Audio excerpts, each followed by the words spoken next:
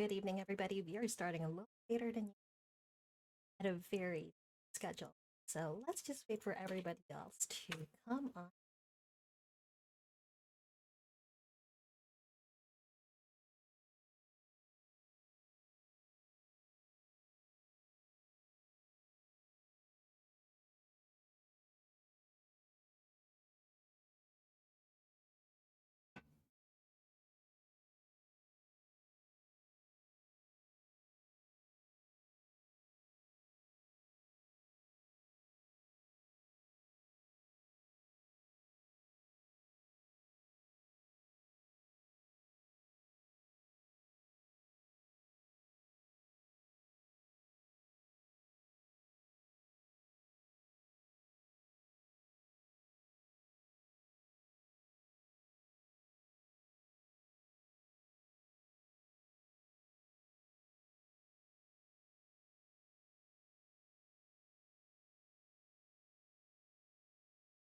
Lemonade says, always chuckle seeing the regular.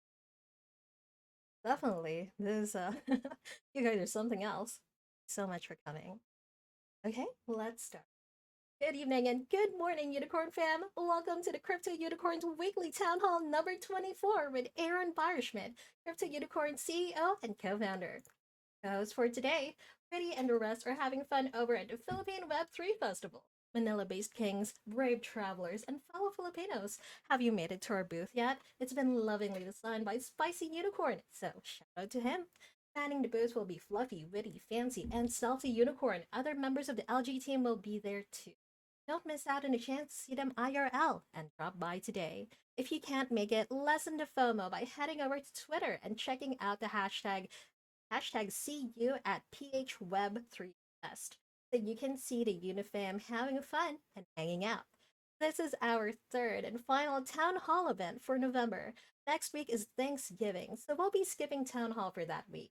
It was a little hard to schedule Town Hall for this week, but we love making magic happen for our community. I've got Aron here, ready to spill the tea and spread the hype with Aron's updates. Good morning, Aron. He's currently in Europe and attending Slush. How are you doing?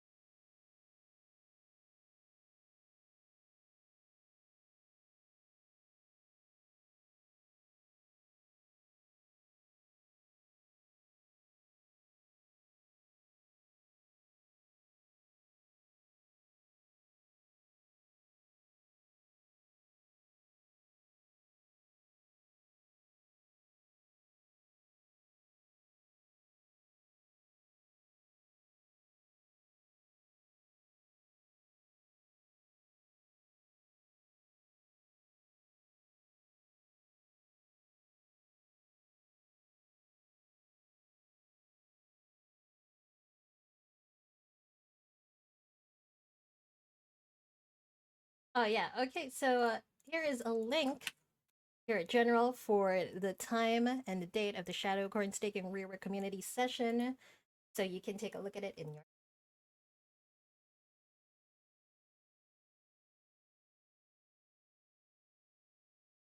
Thanks.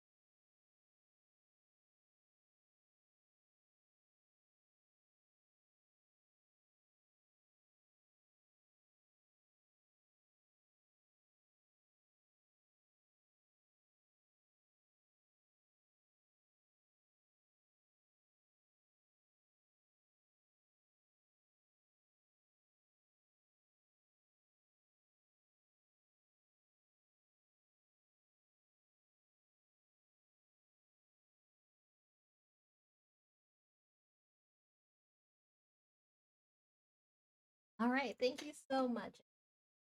Okay, let's get this town hall started. We have a 3 questions per person rule. If a question has been answered previously, we'll have to ask something. Any questions related specifically to your account or a Zendesk issue, please reach out to us on the mod support channel so the CM team can take care of it for you. We will no longer be entertaining any ticket related questions on the town hall. Not only can we not privacy concerns, but we also want to make the most out of every town hall by asking questions. Answer. Ask the question on voice. Press the request to speak. the button looks like. And queue up at we have me queuing up right now. We'll see a green bar at the top of your Discord once we accept a request. So click accept to begin speaking. We also have written questions. It's on the Town Hall Bulletin Forum channel, the Town Hall or thread. Note that we prioritize spoken questions over written ones. You can also head on stage and ask any question that you may. First up, though, are the anonymous questions. We accept a maximum of 5 anonymous questions per town hall. Right now, we have one, and that anonymous question is: yeah, are the recent implementations, such as quests, the autumn event, shadow coins, here to try to check how far LG can go with it? All three were really badly implemented. At least two were just can only be on purpose when pretty much all the players can see it. But it is released like this. Plus, if it was by accident, not sure if the team knows what it's doing. And that's pretty mean.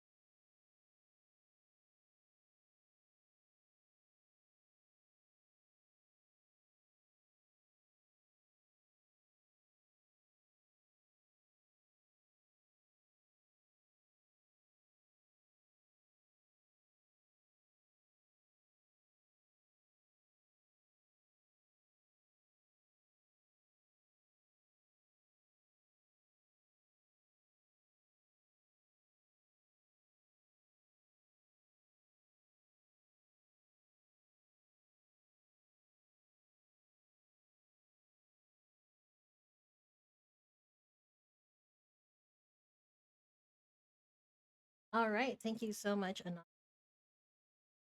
Okay. Um, so everybody, you are in a like our case crowd, and the crowd is going wild. You feel your pocket points every into this charismatic man. Does this sound familiar, Unigang? This is head over to your room at the tavern and check your inventory. Surprise! Every member of the Unigang gets a little bit of G for every town hall attended. Okay, next up we have Mitch V. Please come on over. Hey, yep, we can hear you great.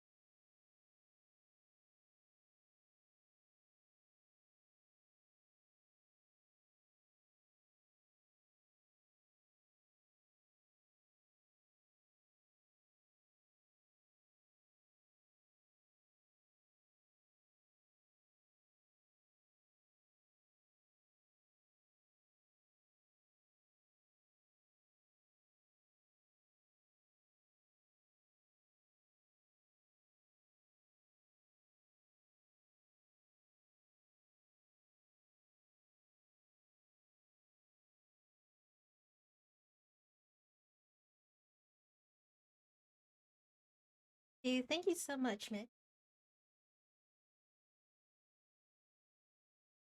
You have a question.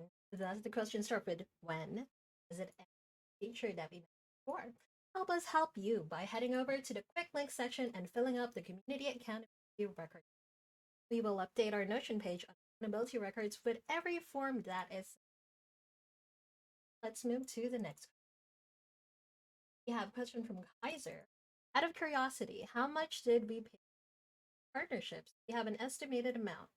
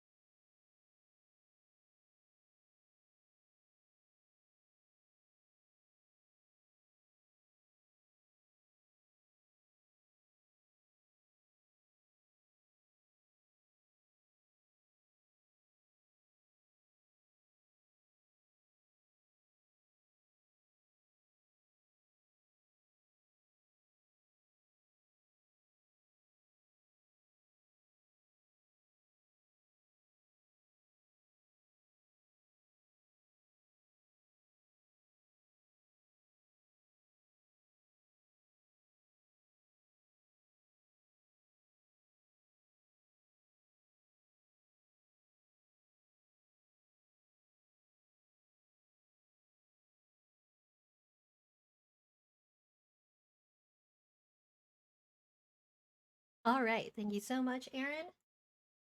So we have L here saying, I'll do it for $100. I bet you'll be really happy to hear about the community would fund incentives for members of the community who consent for the unicorn. You don't need to be a streamer babe or spreadsheet warrior. We accept guides, videos, skits, comedy, and any and all ways of sharing your love for unicorns. Look forward to it. Next up, we have a favorite. Perfect. Come on over, please. Hey, King. Yes, we can.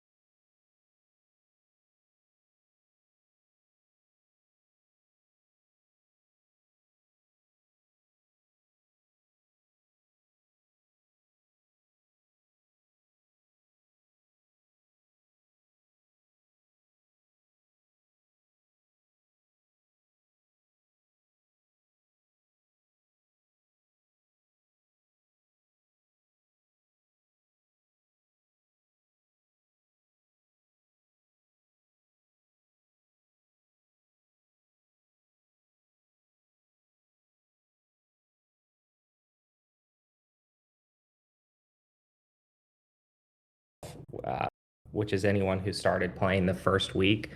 Last I checked, day 190 something was 40% retention, which is very phenomenal for really any game genre across any platform. So that's like great. What's really positive is you look at the next 3 weeks, which everybody remembers was a nightmare. The retention of those cohorts is not great. After that 3 week period, when we shipped the first major kind of hotfix patch, the retention of the cohorts week over week, right? New players that are starting every single week has actually gotten higher over time. Anyone with the warehouse data can now run this, these retention matrices and stuff and see this data. And so that shows me that over time, players coming in, newer players, are retaining at a higher rate than, people who were here pre-launch, which I view as really like our most loyal, again, your golden cohort of players. So it's a very good sign to see that over time retention is increasing. I think we've definitely seen that we're not going to just get organic growth, right? So the positive sign is retention is great. I think the negative or the pessimistic sign is that we're not just seeing a ton of new growth. We have certainly had new players. I just told you 60% of people who were here over 6 months ago are not here anymore, not playing. Now, very few of them have actually sold assets, which is another interesting metric. So there's like still really great kind of like hodler retention, which I think shows continued long-term faith in the project. But again, 60% have gone. But if you look at the data, our DAO and MAU are roughly flat, which means, again, the new players coming in are retaining and replacing those who have churned.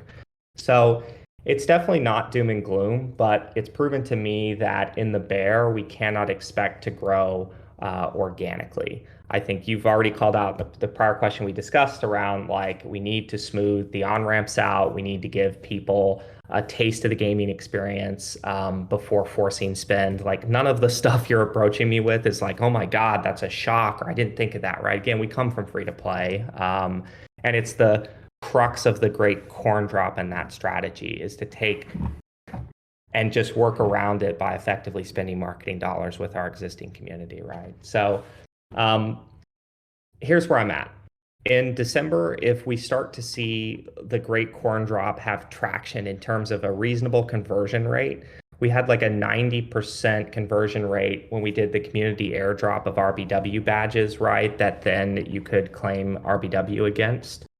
I expect in the bear that conversion rate goes down pretty significantly. And the question is like, how much does that go down?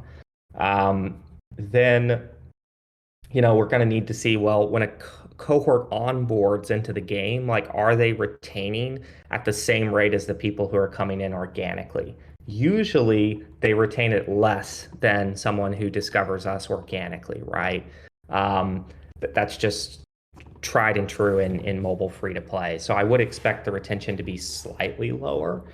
If it's significantly lower, that's when I'm going to start to get worried, Rubik. Because it's going to show that maybe the game has less appeal than I think. I really doubt that based on where it sits today. So again, I'm just kind of modeling out the scenario over the next like 30 days as we begin running this test. And then with jousting, we've got this second opportunity where we only need to get you one corn so that you can participate in that. You only need to lock that one corn in and immediately you can go in and joust. As a matter of fact, you can even watch jousting without having a corn, which is pretty cool. Just given you can watch the tournaments that are ongoing, right? And so maybe, just maybe, we start to have more for someone to do before they buy. And we begin to see some organic kind of lift on that front. But I think my largest concern right now is I think we and everyone else in the space is going to have to spend to grow. And just like in free-to-play gaming, right? You're either going to succeed or fail on that based on your ability to retain, monetize, and engage those players after acquisition, right? And that's ultimately where survival is going to fall. So again, we're going to see with these tests coming up, and I think we've got enough of the, I mean, the beauty is we're tracking all of this data, so we're going to know pretty quickly if it's working or not. And if it isn't, I'm going to have to go to step 2 or step 3 of the strategy, or phase 2 or phase 3 of the strategy and test those as experiments. Of course, if it does work, we're going to be sitting in a really great position. Sounds good, mate. Fun fact, my boss has just sent me a message, so I got to go. And also, another fun fact, did you know that Mitch lives about 10 minutes away from me in a country town pretty much in Australia? Crazy. Small world we live in. Fantastic. That is fantastic. Well, don't get fired. Thank you, Rubik. No worries. Last thing, Andor. Have you watched it? If you haven't, man, there's hope for Disney Star Wars. It's freaking awesome. Good night, everyone. You have? It's awesome, isn't it? Yeah, bye, guys. I liked it. See you, Rubik. See you, Rubik. Thank you so much for your time. We hope you don't. All right, next up we have Teacher Steve. Come on over, please. Hi, can you hear me okay? We can hear you great. Hello, King. Hi, Sparkly, and hi, Aaron. I also am at work and I missed the first 30 minutes of this town hall. But I first of all wanted to apologise to Aaron for my overreaction with the farm sim adjustments. It's working lovely, and yeah, I just have to say sorry for that overreaction. My question today is you met Sky Mavis, and I don't know how that went, but did you get a chance to maybe talk about not replacing Polygon with a Ronin wallet, but is there any chance for us to partner with them in any way? Yeah, I had a great panel with Alexander and in particular Hilmar. That was a fun experience for me, the founder of CCP and EVE Online. That was I mean, they are, I mean, incredible. Been around 25 years, right? So enormous respect for him. I don't know if they're super interested in partnering with us, Steve. Alex is a nice guy, and we spoke a bit afterwards. I get a very clear impression from him and Kathleen and some of the other members that they view us as pretty competitive, which we are, right? I am pretty interested, and we are looking at via the Great Corn Drop, specifically targeting Ronin wallets. Obviously, it's pretty hard to target them directly on Ronin, but we know via the ETH bridge, right, who's bridging up and down and all that kind of stuff. And so there's certainly an opportunity to target people on the Ronin sidechain. So I plan to very much look at making a focused attempt towards acquiring players directly from that community. And we're certainly open to partnership with the Sky Mavis team. But yeah, I mean, there's been several moments where I've met, I met Philip and talked to him at the Game 7 event. He's, I think he runs product there now, and Kathleen was there. And, Kathleen runs that. And she didn't immediately go, hey, let's talk. She literally looked at my RBW jacket and she went, oh. And my co-founder can back me up on that. Zesty Beans was there and present.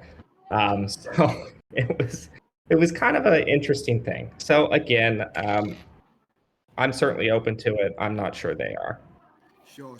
I bet they're as jealous as hell that we've got our land play working with, 100,000 corns, and they haven't got their land play with over 10 million assets.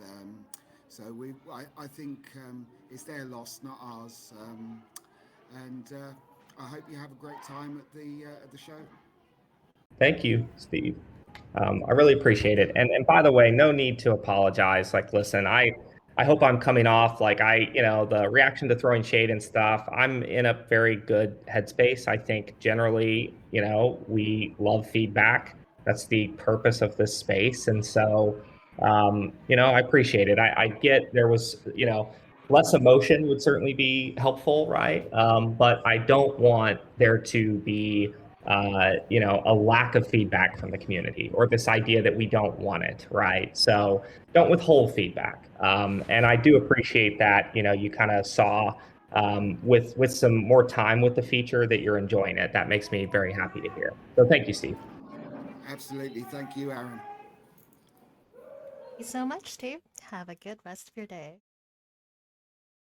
All right. So definitely feedback is an absolute. We appreciate each and every one of y'all from the community. When you take the time to share a couple sentences of your feedback with us, we really take it to heart and we make sure that our next up we have Elle. Please come over to the stage.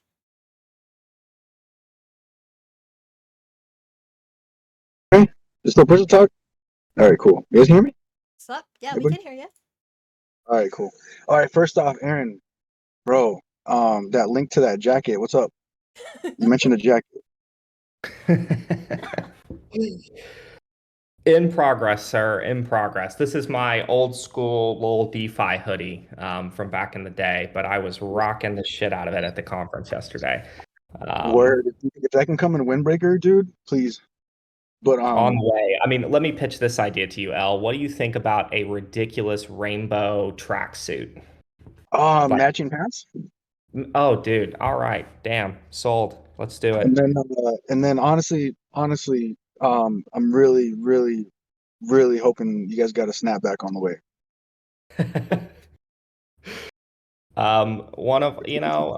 I see one of our team members who's very responsible for our swag in here right now, and I'm absolutely certain she's taking notes. Awesome. But I wanted to ask, so if growth is still a big concern, it's always going to be, but if it's a big concern right now, don't you think that waiting on the native delegation feature will circumvent the need to keep buying more assets for unicorn drops? That's a good point. That's a good point. Just from the perspective that people will begin delegating out, right, and purchasing the assets as a result of that. I kind of see it as like a 1-2 punch. We can't have obviously just everyone delegating. That is not as necessarily a sustainable system. But in tandem with the growth efforts, yeah, I think it's a really phenomenal kind of 1-2 punch. So I don't view them as separate. The thing that I really want to test is like if we give people what Rubik was saying is sticking in my head now, a taste. If we give them a taste of the experience that we have, that's very clearly been fun for many people who have retained at this incredible rate. Like that's going to give me a lot of confidence that we can come in and from the treasury perspective, potentially profitably acquire someone, right? Like I've been thinking through the idea that like if I give you this starter bundle and then you maybe go from that first land and 2 corns to like 16 over a year, like that was amazing, right? We onboarded you in, right? If you play for a little bit and churn, like what is ultimately the ratio of somebody who is retained and kind of sticks around? So I don't view the delegation stuff as something that, again, I view them as 2 separate growth strategies, and I ideally want them employed, over the same period of time. And the Great Corn Drop is going to run over at least 2, if not 3 months, depending on how many phases of it we do. And again, if it's successful and we kind of continue to double down on it, and that will run well into the ship of the delegation feature. And then ideally things are like really beginning to accelerate at that point with kind of the combination of both. Okay, yeah, sounds good. I just want to say thanks for you and the team adjusting real quick with the community sentiment over the Shadowcorn staking event. If you read my stuff that I say, most of it's sarcastic, but it's just how I talk. Really, a lot of us really appreciate it. You guys will do it well, and then especially, the way you guys adjusted with the native delegation, like I got no worries. I appreciate that, Elle, and I definitely don't take anything that you're saying, as being mean at all. Again, I'm in a pretty good headspace. I think in the past I've gotten too on the roller coaster of riding the emotions with the community, it's something where it's like all we really need to do, and I've talked with my co-founder about this. I've talked with Katrina, our product director, about this. Is we simply have to get more transparent and get gut checks against features way earlier in the process. And we obviously document these things before they get built, so it's not like it's necessarily extra work. You're going to see Nanessa on the governance front begin to step more and more into a role in which she's taking product kind of features to the community and getting gut checks against. And, I think in a perfect world, one day we'll propose features. They'll go to the snapshot and the community will kind of vote and then we'll build them. And there will be zero question about what's coming, right? And so I think we need to get better at that. We will get better at that. But I think that is the solution that kind of once and for all solves the issue of a mismatch of, expectations and stuff. But anyway, thank you for coming up, and I appreciate the feedback on that front, Al. Absolutely. And then one last question. What's the next exchange on the chopping block? Yeah, so OKX is kind of the next big one. We've had outreach from and Bybit. Bybit is another. Obviously, Marana Ventures is basically the venture arm of Bybit, right? Very connected into the whole BitDAO situation. Marana invested in our private cell, RBW private cell. So we've got a really strong connection into Bybit. So OKX and Bybit are the next two on the chopping block. And it's funny, as predicted, listing on Bitmart has had many, many exchanges reach out to us. So it's been kind of funny to see that work out kind of as expected, right? They're very much like VCs can be a bit of a herd animal in terms of these exchanges. So that's been great. I'm really happy with that positive traction. Awesome. Good to hear. Thanks for everything to you and the whole team. Thank you, Al. Appreciate it, man. Thanks, Al. All right, we have Teacher He is back for questions, I think. Come on up, please. Thanks very much. I was just listening to that delegation thing. And if I remember rightly, the Scholar program with Axie was actually led to the burnout of Axie. We had enormous growth, almost too quick. It wasn't organic. And then the whole thing just blew up and assets came down to $5. So my suggestion would be don't worry too much about growing too quickly. I know this project is going to win. And the what is it? The rabbit and the turtle and the rabbit. Slow and steady wins the race.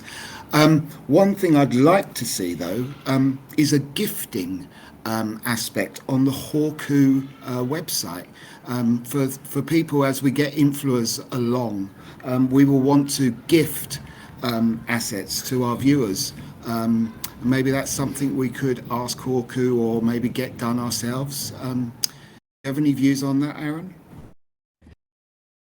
That's actually a very interesting suggestion. We're part of we built kind of a special, I'll call it dropper contract to get the Great Corn Drop to work, right? So you can get this badge, you show up at the site, and you claim your assets, right? It is possible, and this is kind of what I've been thinking through ever since Rubik came up, is the idea that we can probably create a badge type that, again, we let me think about this for a second. We can use different badge types to say, here's a badge that we can airdrop, to anyone who signs up that qualifies, right? And it's like, here's 5 badges, and you can now send these badges somewhere to get a bundle. And anyone who sends them to themselves, and we find out, obviously, we cut you from the program and all that kind of stuff, right? And maybe if the community really wants, we'll blacklist you, all that kind of fun stuff. But no, like these are the kind of ideas that I would love to hear more of, because it's pretty easy for us to set up a new badge, right? And say this badge is tied to this type, this bundle type. And then you could hand that out to friends or your community. Like, I'm very, very interested in how we leverage existing players who are like, I know someone that I think would love playing this game, and I want to give them, to Rubik's point, a taste. So love this idea. Let me think on it a bit more. But it seems pretty simple with the system we already have in place, right? So you could hand them a badge. or transfer the badge to their wallet, they could come to the claim site and get that bundle. Okay, that sounds good. I'm sure people like Time Traveler would love to be able to do that when he's streaming. And good luck with the your own Twitch channel and the live streams. I'm looking forward to watching that. Thank you. Yeah, I'm excited. Obviously, the one and only Sparkly leading the charge there, and I'm very pumped for the first few days of the Throwing Shade event for sure. Sounds good. Cheers. Thank you. Thank you so much, Steve. Okay. But we do have one more person to ask a question. Is that okay, Aaron? Yep. All right. Jeff Kills. Hello, can you hear me? Yep, we can hear you. So, I think growth is a pretty interesting topic overall. And Teacher Steve alluded to the Axie side of it too.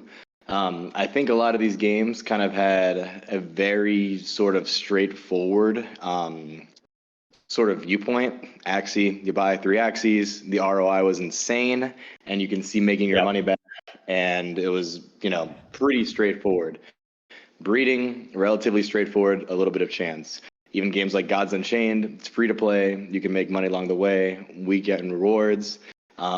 Is there, I think one sort of thing, at least from my perspective, is Crypto Unicorns might be one of the most confusing sort of games for any new player to join in general. And calculating any return on investment before you sink your teeth in it all is really, really hard.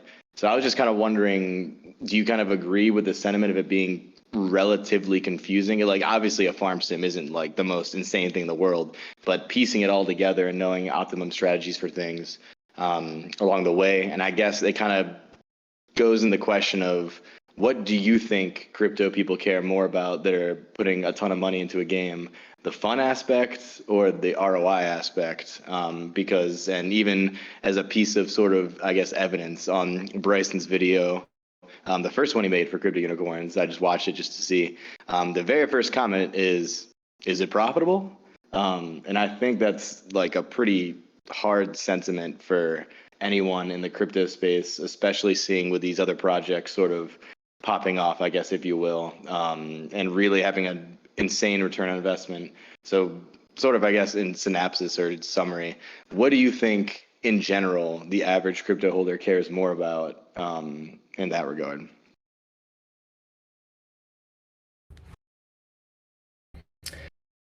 Pre-launch, I probably would have said ROI. Our game is not easy to extract from. It's just not. And I agree completely that the farm sim is complex. And I mean, this is what I said on the panel yesterday, right? Economic depth and breadth is like necessary for sustainability. The fact that, we regularly sink more Unim into the game than we meant, the fact that RBW prior to the Quest's release was, being net, was a net inflow into the treasury. Like, those are the major differences between our economy and the ones that have spun up and collapsed, right? And so, and all the ones that spun up and collapsed, for a while, they all look great because they will look great until new player growth falters and then they collapse. We have maintained and had sustainability in a world in which we've not, yes, we've had new players come in and onboard and retain, like I was saying earlier in the town hall, but we have never had a day where there's like 1,000 new people show up. And the big difference between, our game and so many of these others is like 1,000 new people show up, and let's just say each one has only one plot, of land that they're starting with. That's 1,000 new lands that are that need to be progressed, right? That you have all these people entering the economy that are going to need different commodities and assets, right? And so I'm less concerned with growth than others, or like the idea that growth is going to harm us. because of what we've seen the last 7 months of live operating, right? We know the economic depth of our game is there. We know that the RMP itself is a self-regulating system. That thesis is proved true. We know that the land vending machine continues to show treasury inflows as people mint new land. So we have, continuous primary sell revenue, which many projects don't have. And so I think we're primed and kind of ready for growth. And we've yet to see an economy of our size like really spin up. Now, it's complex to get into the farm sim. Like that is the ironic piece of what we've built is we've got this like unicorn farm game that is complex to learn. And I don't know. This is an offset town hall, so I don't think you are able to regularly join our town halls. But I've shared in the past this slide deck where at the base I have the farm loop, right? That is the core of our economy. That is the foundation of our economy, is the engine of our economy. And so it is actually the most hardcore of the gameplay types. If you're coming in to quote unquote produce an ROI, if you're coming in to breed corns and have fun, you're having fun. Like that's the thing. People can progress without spending money. You progress much slower, and that is free to play 101, right? Last thing I'll say, Jeff, is just the PvP skill-based battle loops, jousting obviously being the first, things like Unicorn Party, things like Rainbow Rumble. There we go to a situation where you only need one corn. It is much easier to ramp into that experience. And it's also much easier to see, okay, here are the tournament types. Here are the stats of my corns. Here's the tournaments that they qualify for. Okay, I think I can be competitive in this tournament. I'm going to go ahead and do this. I understand what the entry is. I understand, based on how far I make it in the tournament. Oh, there's a leaderboard where I'm getting points per entry and points per placement. So I kind of understand there's this meta game. And so if I do a jousting tournament every day of a 30 days, like here's where I can go, right? I think those loops are where we can begin to onboard players much easier. And the hope is that over time, they kind of trickle down to the farm loop itself, right? And the nice thing there is the more players in the overall ecosystem, the more value to the farm loop because it produces everything that the entire game ecosystem needs, like all the potions and things for jousting as an example, right?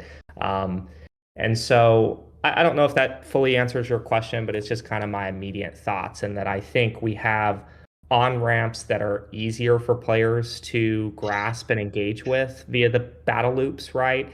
And I'm also less concerned about just generally growth given what we've seen the last 7 months.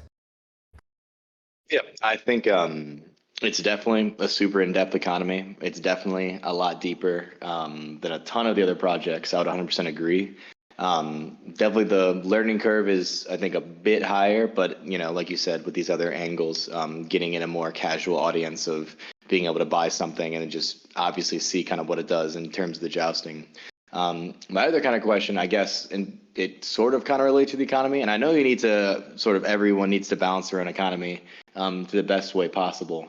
I guess one thing that's a little scary, I guess you can say, I have a couple different accounts. I have like 16 land plots. I'm no whale or anything like that. But I play the game every day, reasonable amount, and a consistent sort of trend-ish. It seems that whatever the meta is at the time gets sort of knocked down to like the fourth or fifth best option of what you can be doing, and that sort of consistent changing of metagame is, I guess, a little scary from a user standpoint, just to a point where you could be focusing a ton of stuff in one avenue, and then you just have to completely pivot off it entirely. Do you think sort of the overall balance of the game is going to remain more stable, or do you think, with an economy, do you think you'll have to make more drastic changes? Like the card stuff was a pretty big change, but it's, it was probably the best thing you could do at a lower level card. And so do you think there's going to be more sweeping changes like that overall? And that's my last question. And thank you. Yeah, great question, Jeff. So in a low growth environment like we've been in, that is one of the reasons that we've made such drastic shifts to the meta, to keep things balanced. If we hadn't, we would definitely be in a different situation. And I appreciate that. I think in general, players understand and accept why we've made these changes. I understand a few of them we've been way too aggressive and we have tweaked, to the benefit of the community. And so in a world in which we have growth, let me put it this way. We have gone through several periods of economic tightening. This is JRP's whole, we're the central bank thing, right? And we've tightened because there isn't growth. When growth begins to occur, we'll likely untighten a bit to help accelerate that growth. And so generally, you can expect us to go through periods of tightening, or should say maybe contraction and expansion in the economy. And this is, again, very, managing these economies is way more like managing or attempting to manage a real world economy than it is like a traditional virtual economy. And in order to do that in a way that, is sustainable, we kind of have to look at, are we in a period of growth? And we really haven't been.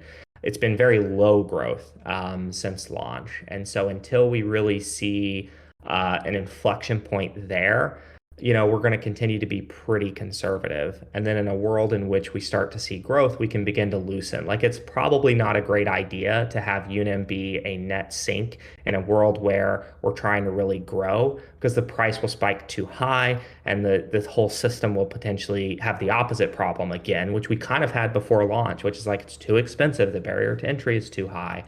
And so in a period of growth, again, likely we'll open up the faucets more, and be less tight with the economy. Again, given the depth of it, that we really have, and I think we've got a good understanding of based on the last 7 months.